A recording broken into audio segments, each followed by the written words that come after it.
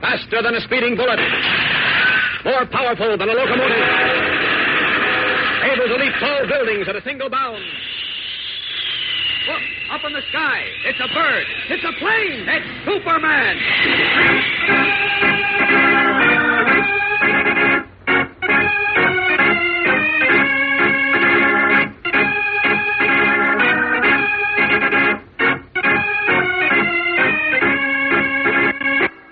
Yes, it's Superman, strange visitor from the planet Krypton, who came to Earth with amazing physical powers far beyond those of mortal men, and who, disguised as Clark Kent, mild-mannered reporter for a great metropolitan newspaper, wages a never-ending battle for truth and justice.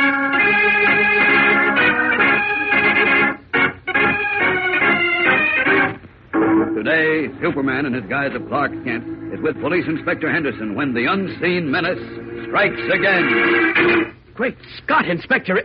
It's happening to you now. Huh? What do you mean, Jet? The mysterious orange circle. It's taking shape on your forehead.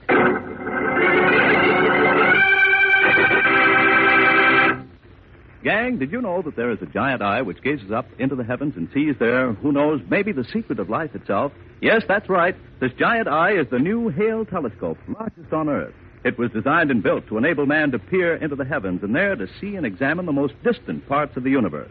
Like all other wonderful things, it didn't happen fast. It took 13 years to make this miraculous telescope, whose reflecting mirror, 200 inches wide, is a scientific and engineering achievement. Now, this window to the stars may one day show us the outposts of time and space, the mysteries of world and man. Planets and suns that we know nothing about may soon become known and understood by all of us. Yes, we know we live in a universe whose boundaries go even beyond our imagination, and now this new telescope may bring us closer to those boundaries for the ultimate benefit of all mankind. Now, think for a second, gang. Can you see how, against this majestic and awesome background of time and space, the bickering and squabbling of people and nations becomes not only stupid, but ridiculous? For one look through the Hale telescope shows us very clearly that we are only one tiny part of a great universe, and our troubles and hatreds thereupon become so unimportant by comparison that we should be laughed at for making so much of them. So, instead of spending our energies, our very lives, making wars and fighting our neighbors, let's all try to spend our energies finding out more about the fascinating world we live in and how we can do a better job of living in it. Don't you think so?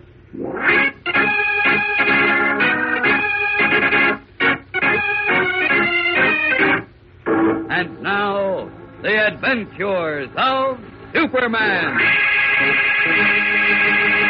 A strange, unknown menace which first marks its victims with an orange circle on the forehead and then causes them to lose consciousness has struck out of the dark at a Metropolis police detective captain, a millionaire banker, his wife and their butler, and finally a criminal dealer in stolen property. Superman, who masquerades as reporter Clark Kent, is convinced that certain large and unusual diamonds, which were smuggled into Metropolis by an ex-convict called the Count, are responsible for the mysterious malady. In Banker Patton's dark cart, Kent was explaining his theory to Police Inspector Henderson when Henderson suddenly complained of feeling dizzy. Kent looked at him, then cried out, Great Scott, Inspector! An orange circle is coming out on your forehead. Seizing the dazed Henderson, Kent dragged him into the library of Banker Patton's home. And now, a few minutes later, Henderson sits up on the couch where Kent had placed him and looks around. Feeling better now, Inspector? Yeah, I guess so, Kent. What Good. happened? I must have gotten you away in time. The orange circle is gone from your forehead. From my forehead? So an orange circle starting to take shape on your forehead and realized you were coming under the power of the Count's diamond, so I grabbed you and dragged you into the house. Now, wait, Kent. Apparently just in time. Wait, I said. What diamond are you talking about? The one that Baldy Critchell, the fence, tried to sell to Mr. Patton this evening. It was in Critchell's pocket when we found him in the garden. Yeah, but what makes you think the diamond has anything to do with what happened? Well, I'm sure it did. Ah, nonsense. There's something screwy going on, and I think Critchell knows the answer. I want to have a talk with him. No can do, Inspector. What? Don't tell me you let him get away, Kent. No, he couldn't get away. He was unconscious. Well, then where is he? Upstairs in a bedroom where Dr. Hale is trying to bring him to. Oh. He's having a tough time. Seems as if Critchell had the diamond on him for a long time and it had a chance to work on him, but good. Will you stop with that nonsense? Who ever heard of a diamond making people lose consciousness and making orange circles appear on their foreheads? realize it sounds fantastic, Fantastic, it's ridiculous, cockeyed. Oh, look. I thought you had more sense, Kent. Oh, then what caused you to get the mark on your forehead and start to pass out in the garden just a few minutes ago? I don't know. Well, I do know. It was the diamond in Critchell's pocket. You were within a few inches of it. And you were too, wise guy. Huh? So, if it was the diamond, why didn't you pass out too and get the mark on your forehead? Oh, well, No, you can't answer that, can you? Well, it just... So there goes your theory out of the window. Not at all. It just happens that I'm immune to a lot of things. Baloney. I still think Critchell can give us the answer to what's going on. Come on. We'll go upstairs and see if the doc brought him to you.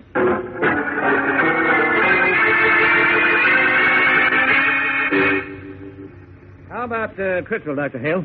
Can he talk yet? No, Inspector. He's in a very critical condition. Uh-oh. What's wrong with him? Well, frankly, I don't know. You don't? No, I've never seen anything like this before. Look, Doctor. That orange circle on Critchell's forehead. Any ideas about that? Well, at first, I thought it was a burn, but now I'm not so sure. Tell me, do you think Critchell will pull through? I can't say, Inspector. I think he should be removed to a hospital where they'll be better able to diagnose his ailment. Okay. Send him to the Metropolis Hospital. Very well. I'll report to you later.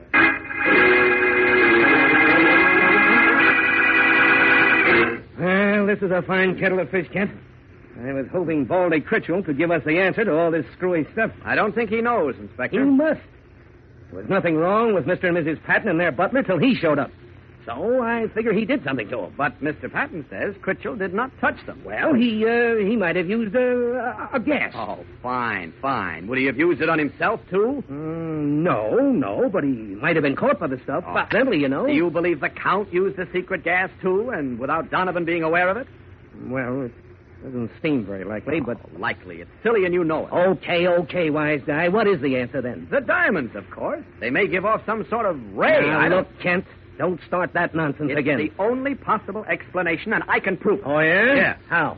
I've got the diamond Critchell had right here in my pocket. Hey! Oh, don't jump, Inspector. It's safely wrapped up in lead foil now. Oh. We'll take it up to Dr. Millison, the famous scientist, you know, and have him look it over. And if I'm wrong, I'll eat the diamond. You've got yourself a bet, Kent. Let's go.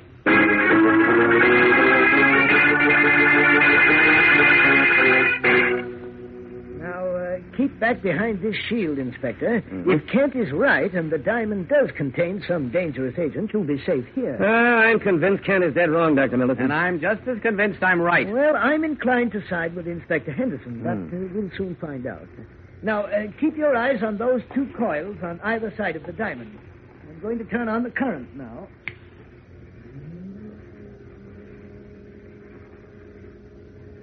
Well, I don't see anything happening. Well, the coils have to heat up first. Oh.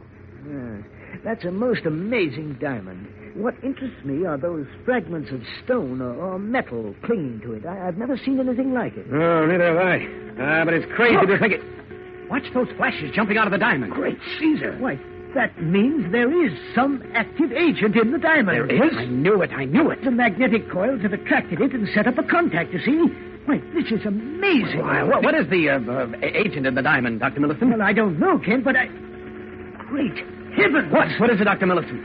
Do you gentlemen hear that clicking sound? Yes? Well, what about it? That's a Geiger counter. A Geiger counter? Doctor, do you mean... I mean that diamond is radioactive, Kent. Radioactive? Yes, highly and very dangerously radioactive. Well, I'll be... Scott, this is serious.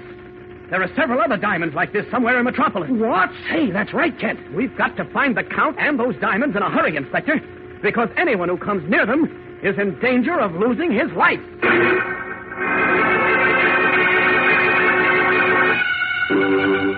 Deadly dangerous radioactive diamonds, somewhere in Metropolis to peril innocent people. This sounds like a job for Superman.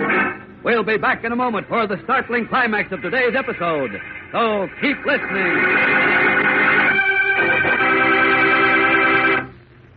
Gang, many's the time you've heard a fella say, see that guy got bad blood, that's why he's so mean. Or she comes from one of the oldest Boston families, a real blue blood. Well, all this talk sounds as if different people have blood of different colors and quality. As if you could have blue blood or bad blood.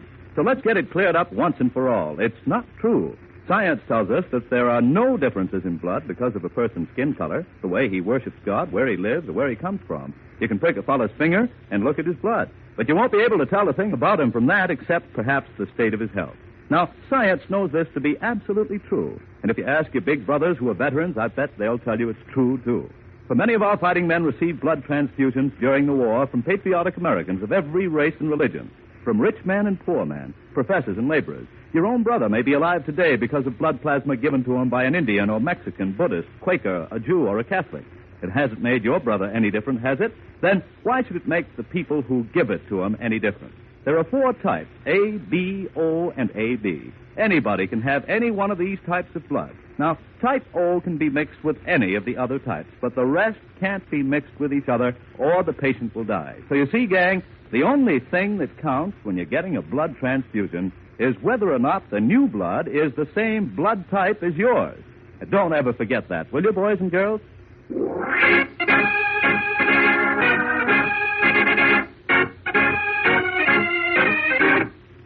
And now, back to the adventures of Superman. As Clark Kent and Inspector Henderson in Dr. Millicent's laboratory were making their amazing discovery about the radioactive diamond, Jimmy Olsen, cub reporter for the Daily Planet, and Beanie Martin, chief copy boy, had just left the bus and were approaching the Metropolis Hospital. This works out right, Beanie. I'll have a scoop for page 1. Oh, quit dreaming, Jim. You can't scoop Mr. Kent and Miss Lane. Who said I can? Do they know Baldy Critchell, the fence, was found unconscious at that millionaire's house, the Pattons, tonight? Well, maybe not, No, but... maybe about it. They couldn't know. Because they weren't at the office tonight when the flash came over the teletype. I know, And but... they weren't at the Pattons' house either when we got there. And I wormed it out of a cop that Critchell had been taken to the Metropolis Hospital. Well, you call that a scoop? Just finding out that Baldy Critchell's at the hospital? Of course not. But I'm the only reporter in town who knows where he is. I'm going to try to see him and find out what happened at the Patton house when they all passed out. That'll be a real scoop, Beanie. Well, yeah, if you find out. But, hey, what's the matter with him? Who? That guy coming across the street. See? Look how he's walking.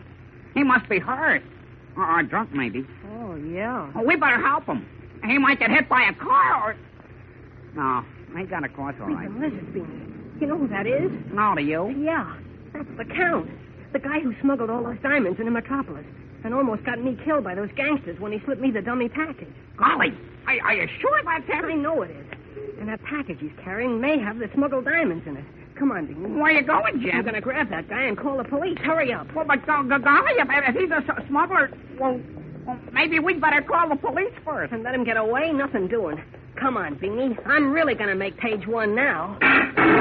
Eagerly, Jimmy Olsen and Beanie Martin hurry toward the staggering figure of the man called the Count, unaware that they are stepping into deadly danger. For the package the Count carries does contain the smuggled diamonds, which, as we know, are highly radioactive, a menace to the life of anyone who comes near them. What will happen to Jimmy and Beanie? There's a sharp surprise and a thrill a minute in tomorrow's exciting episode, fellows and girls, so be sure to listen. Tune in, same time, same station, for Chapter 9 of The Secret of Meteor Island on The Adventures of Superman.